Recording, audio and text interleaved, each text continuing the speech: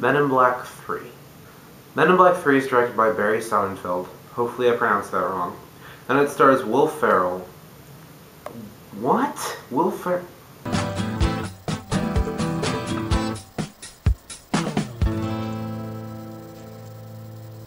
Okay, you know your kid won the goldfish in that little baggie from the school fair and you didn't want that nasty thing in your house, so you flush it down the toilet?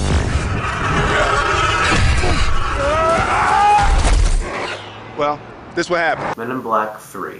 Men in Black 3 is directed by Barry Sonnenfeld, starring Will Smith, Tommy Lee Jones, Josh Brolin, and Jermaine Clement. Basically, the plot about Men in Black 3 is that there's Agent K and Agent J. They've been partners for years and years since the first Men in Black film came out in 1997. Which, by the way, a footnote, is probably one of my top 5 favorite sci-fi films of all time. And that's saying a lot, basically.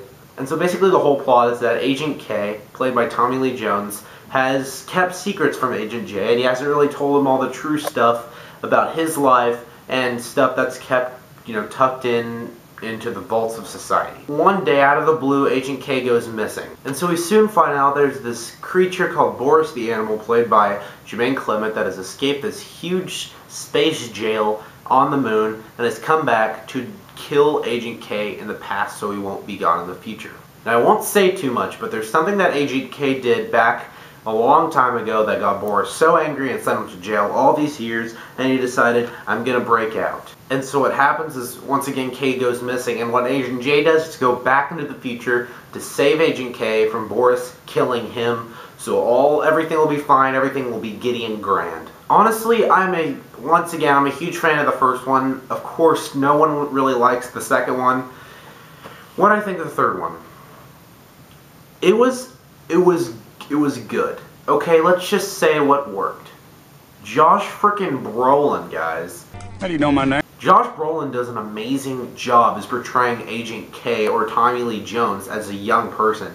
He is spot on, dead on. He's one of the best impressionists I have seen of Tommy Lee Jones or anything, or any type of impressionist of that character. He was so good, perfect for the role. I loved him. He was spot on, great, brilliant.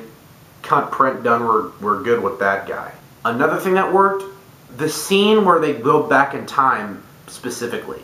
It is a very well drawn out scene, and it's very cool, very funny to look at. And it's really well shot and well done. I really enjoyed that, and I thought that Will Smith did a great job as it. And by the way, this is Will Smith's first film coming back on screen since 7 Pounds, and I think that came out in 2008 or 9. So this is a pretty good debut for Will Smith, and honestly, he did a great job. I think he did a really, really good job coming back onto the screen. One last thing that worked was an alien in this movie. A lot of people found him annoying. I thought he was a cool dude, man. His name's Griffin. And basically what Griffin does is that he's from a planet. You don't really know what planet he's from, but he can foretell the future, and he knows what's happening at every moment of every time, and he recognizes that as a curse or a blessing. And it's really cool because he's honestly one of the coolest characters in this movie. He'd be cool to hang out with. Unless if you were a movie nerd like myself, he would spoil a lot of movies for you. Then again, I might not want to be around Griffin a lot, but he seems like a pretty cool dude to hang out with. So what didn't work? Honestly, we all know that Men in Black, it has a lot of comedy. There's a lot of comedy. It's really funny between the banter between Agent K and Agent J. How, Agent K always calls him Agent J, kind of like this kid slick. How he's just a little guy getting used to everything, but honestly he's been in the Men in Black for a while, but he still calls him this. And the thing that didn't work was the jokes, honestly, because there was a few jokes in here and there, specifically one at a bowling alley, but really this movie wasn't that funny.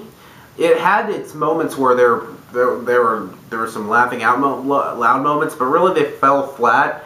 And it kind of, I don't know, it just kind of disappointed me in that era. Another thing that didn't really work, well, it seemed to go on for a while.